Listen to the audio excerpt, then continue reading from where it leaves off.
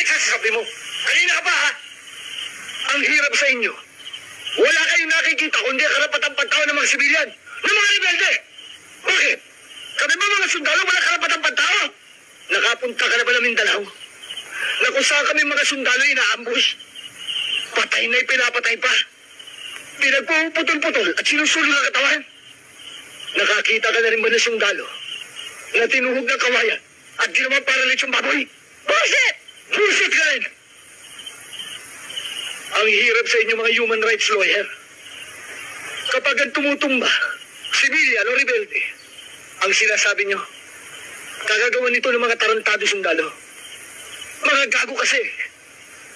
Pero pagka mga sundalo na, mga napapatay sa encounter, ano sinasabi nyo? Mabuti nga sa kanila. Hindi lahat ng sundalo tarantado. Alam mo ba kung anong ginagawa ng mga rebelde sa mga sundalong tiyag nila sa bundok? Ginagawa nila itong parang manok.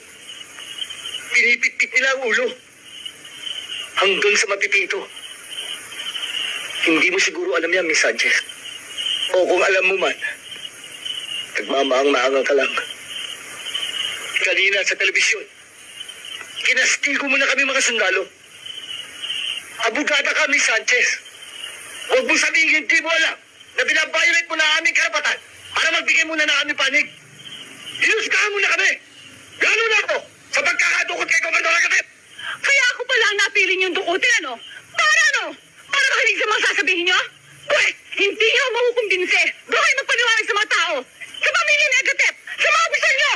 Yun nga ang balak namin gawin kanina. Pero alam niyo wala makikinig sa inyo, di ba?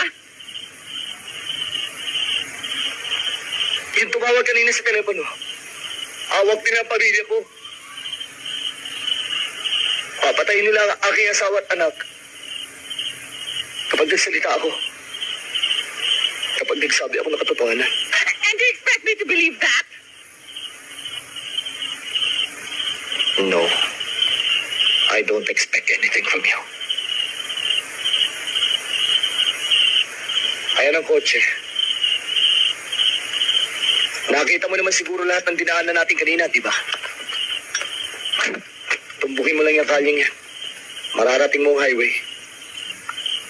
Kumaliwa ka. Makakauwi ka na sa